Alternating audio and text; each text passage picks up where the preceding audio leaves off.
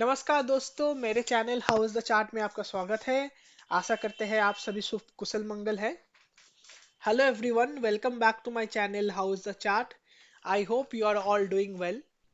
आज हम निफ्टी और बैंक निफ्टी के चार्ट के बारे में डिस्कस करेंगे। जैसा मैंने अपने पिछले वीडियो में बताया था कि निफ्टी एक कंजेशन जोन में फंसा है, जो है 22,350 से 22,400। एक्सपायरी के पहले निफ्टी इस रेंज में थोड़ा टाइम बिताएगा।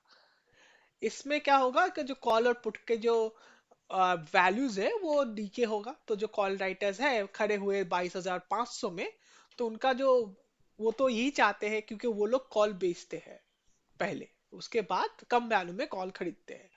तो जितना कॉल का वैल्यू गिरेगा उतना उन लोगों के लिए अच्छा है, मतलब फायदेमंद है। तो ये जो 22,500 का कॉल राइटर है, ये निफ्टी को इसी रेंज में ट्रेड कराएगा, 22,350 से 22,400। अगर आज हम देखें निफ्टी का मूव, तो निफ्टी पहले ओपन हुआ 22,327 पे।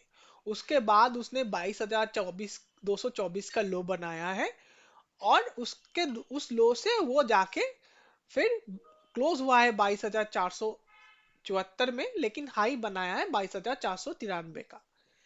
तो अभी निफ्टी के पास जो ये एक रेजिस्टेंस है 22,500 का, ये अगर निफ्टी क्रॉस करता है, अगर कल 22,500 के ऊपर क्लोजिंग देता है, या तो फिर 22,500 के ऊपर होल्ड करता है थोड़ा टाइम, या तो फिर 22,500 के कल क्लोज देता है, देन निफ्टी का नेक्स्ट टारगेट होगा 22,700, और दूसरा टारगेट है 23,000। अगर हम देखें निफ्टी लास्ट 3 दिन यही 22,300 22,200 में गया, फिर ऊपर आया 22,191 तक भी, 269 तक लो बनाया था, और आज उसने लो बनाया है 224 तक। तो मतलब वो 22,200 तक लो बना के फिर 22,200 का सपोर्ट लेके फिर से आ रहा है। तो ये 3 दिन उसने निफ्टी ने इसी रेंज में बिता दिए, लेकिन आज जाके निफ्टी 22,400 450 के ऊपर जाके क्लोजिंग दिया है। आज जेरेमी पावेल का, फेड के मतलब फेड का जो जेरेमी पावेल है यूएस फेड का, उनका आज कांग्रेस के साथ डिस्कशन है। वहां पे सारे लोग एक्सपेक्ट कर रहे हैं कि नेक्स्ट जो रेट कट होगा यूएस में, उसके बारे में शायद बताया जाएगा, कुछ हिंट मिलेंगे। अभी यूएस का इन्फ्लेशन का क्या है, क्या सोच रहे हैं वो लोग, इन्फ्लेशन कब का कमा है कि नहीं, जॉब्स के डेटा, ये सारे डेटा शायद, जो प्रेडिक्शन है, शायद जेरेमी फेड उनके डिस्कशन में कांग्रेस के साथ वो बताएंगे। तो अगर ये न्यूज़ पॉजिटिव होता है, तो कल हम निफ्टी को 22,500 के ऊपर गैप अप ओपनिंग देख सकते हैं, या तो फिर निफ्टी इसी रेंज में सपोर्ट लेगा, और ये जो इसका बेस है असेंडिंग ट्रायंगल पैटर्न का, इससे सपोर्ट लेगा।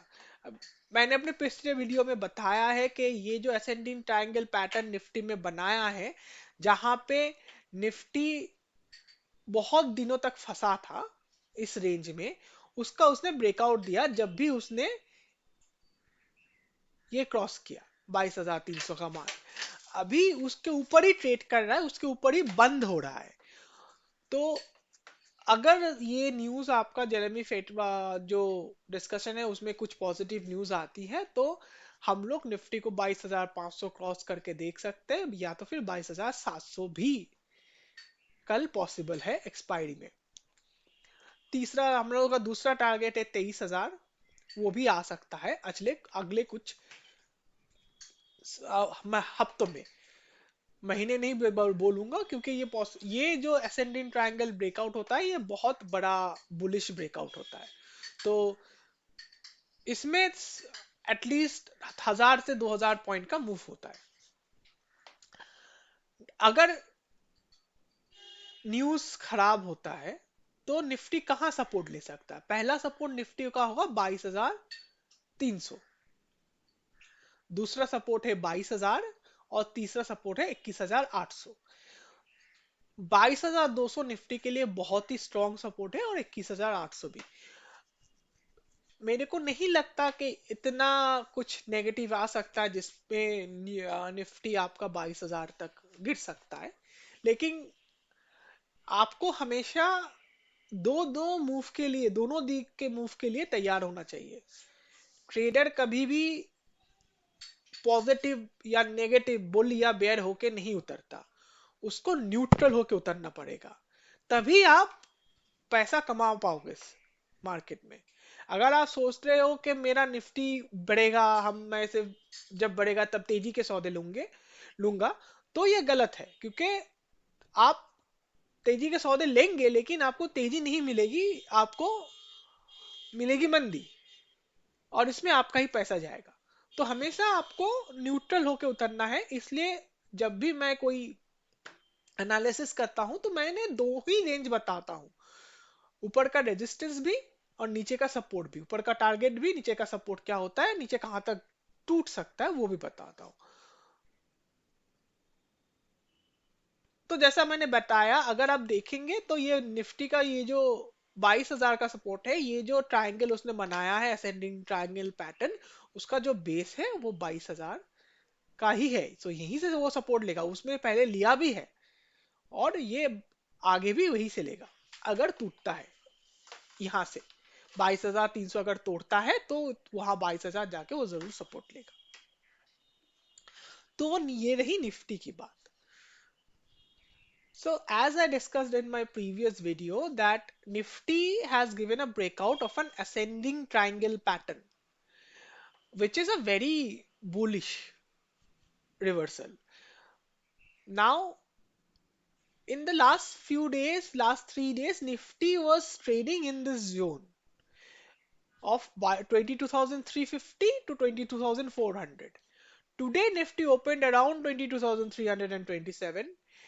It it did a low of around 22,224, and then it went up till 22,493 and it closed above 22,450, around 22,474. So it has given a close of 22,474, which is above the level 22,450. So now if tomorrow Nifty gives a gap up opening above 22,500 and holds that for some time, or it expires above 22,500, then we can see Nifty coming up till 22,700 and respectively 23,000. The initial target is 22,700, which we might see tomorrow itself, and the second target is 23,000. Now we had today Jeremy Powell from Fed has to testify in front of Congress. So market is expecting during this testify, he might give some crucial data about the inflation, about the jobs, and might be also about some hints about the rate cuts.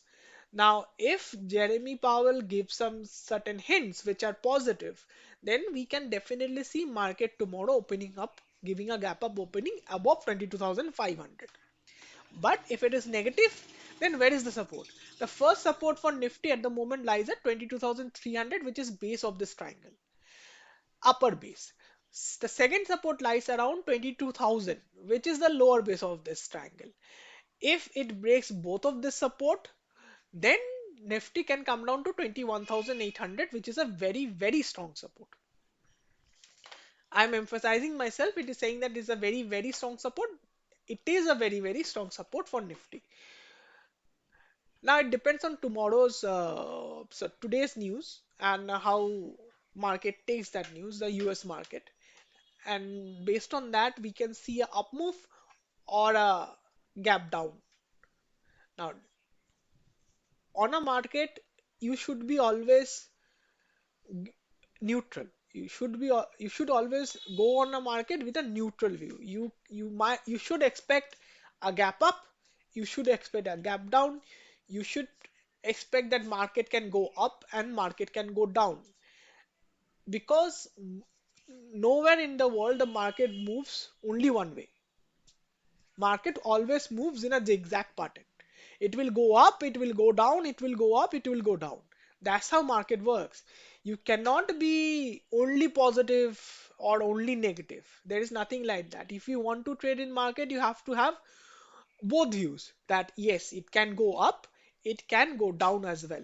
And that's why I always try to give both the options. Like I give the resistance as well, and the targets where it can go up, till what level it can go up, and also the support as well, till what level it can go down and where it can take support. So it always both ways. It cannot be only one way. Okay, now let us go to Bank Nifty. तो जैसा मैंने अपने पिछले video में bank Nifty के बारे में बताया था कि बैंक निफ्टी का कंजेशन जोन था 47,200 से 47,500, और उसके बाद बैंक निफ्टी का टारगेट है 48,000। आप लोग अगर देखेंगे तो बहुत जगह में यह भी बोला गया है कि बैंक निफ्टी का टारगेट है 47,700, एक रेजिस्टेंस है। लेकिन मैंने बोला 47,700 इज नॉट अ रेजिस्टेंस। जो आज हम लोगों को दिखा, बैंक निफ्टी ओपन हुआ 47,450 के आसपास, उसके बाद उसने लो बनाया सिर्फ 9 पॉइंट का, उसके बाद वो सीधा अप मूव में गया है, और उसने अपना टारगेट जो 48,000 था उसने हिट किया। 48,000 हिट करके वो 48,161 का हाई बना के लास्ट जो कुछ पल है, लास्ट दो 30-45 मिनट है, उसमें उसने 161 से नीचे जाके क्लोजिंग दिया है 47,965 का। तो वो 48,000 के ऊपर एक्सपायर नहीं हुआ। आज एक्सपायरी था इसलिए ये हुआ है। तो मेरा टारगेट अभी भी वही है 48,000। अगर 48,000 बैंक निफ्टी ब्रेक करता है तो उसको नया एक ठो कंजेशन जोन मिलेगा। वो नया कंजेशन जोन है 48,300 से 48,600 का।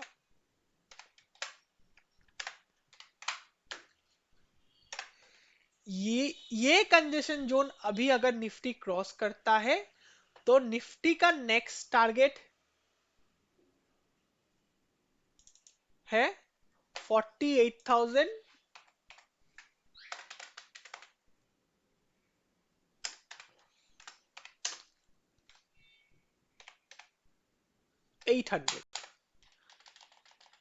and gradually to 40,900।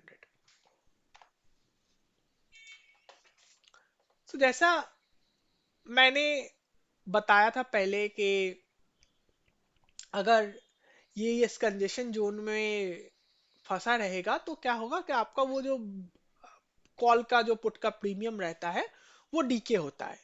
तो निफ्टी ने, बैंक निफ्टी में भी ने भी वही किया, बैंक निफ्टी ने भी वही किया है। वो कॉल का प्रीमियम डीके किया, उसके बाद ठीक एक्सपायरी के दिन में उसने मूव किया है।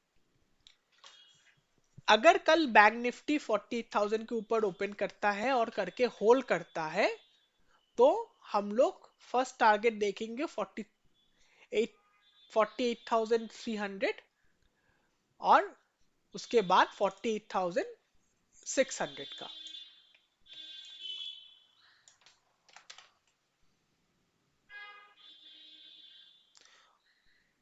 और रेजिस्टेंस इसका पहला है 48,300 और दूसरा रेजिस्टेंस है 48,600 का।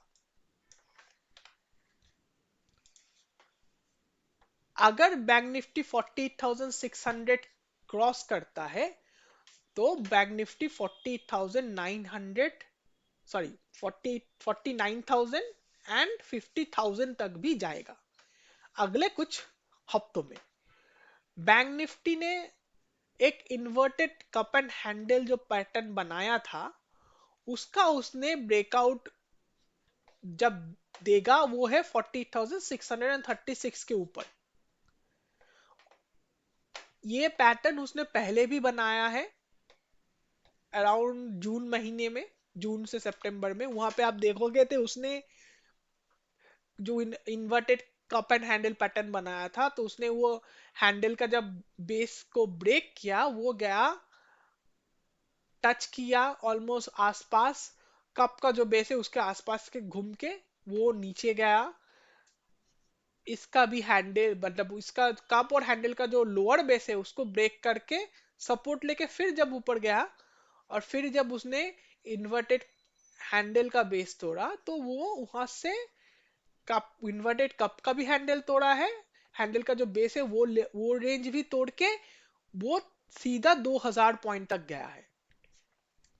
इन्वर्टेड कप, पहला इन्वर्टेड कप का जो हैंडल का जो टॉप था, सॉरी, इन्वर्टेड कप का जो टॉप था वो था 46,500, वहां से बैंक निफ्टी जब वो हाई बनाया है वो है 46,600 का।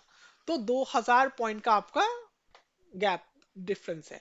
तो इसलिए मैं बोलता हूं, अगर ये बैंक निफ्टी यहाँ पे 48,636 को ब्रेक करता है तो वहां से वो 2000 पॉइंट का मूव दिखाएगा। मतलब कैलकुलेट अगर हम करेंगे तो वो 50,000 तक होता है, 50,000 के ऊपर होता है।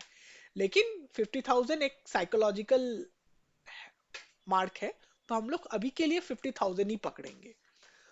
तो बैंक निफ्टी का पहला टारगेट है 48,300, उसके बाद 48,600, और टारगेट थर्ड है 48,800। बैंक निफ्टी का सपोर्ट कहाँ है? बैंक निफ्टी का भी सपोर्ट ये चेंज होके पहला सपोर्ट हो गया है 48,000, दूसरा सपोर्ट हो गया है 47,500 जो इसका पहला कंजेशन जोन का था, और तीसरा सपोर्ट वो हो गया है 46,000, सॉरी 47,000 टू 47,200, ये गया इसका तीसरा support.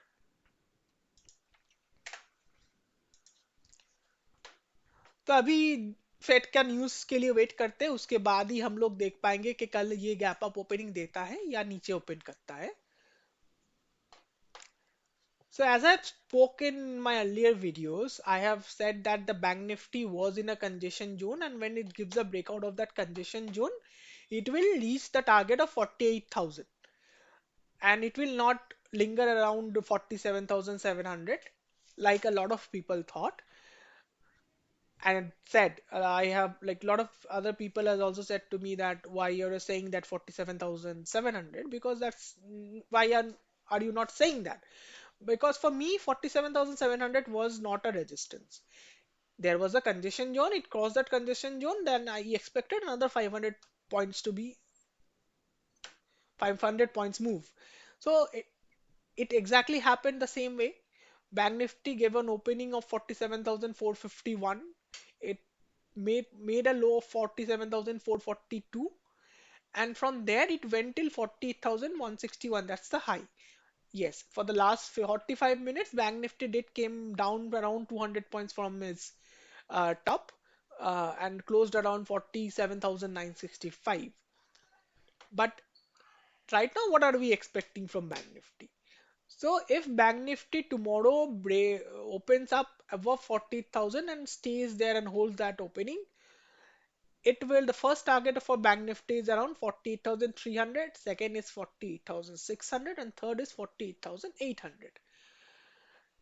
Bank Nifty's congestion zone now is around 48,300 to 48,600. If you see, this is the range where it has traded previously, and it was during this range it came down as well from this range.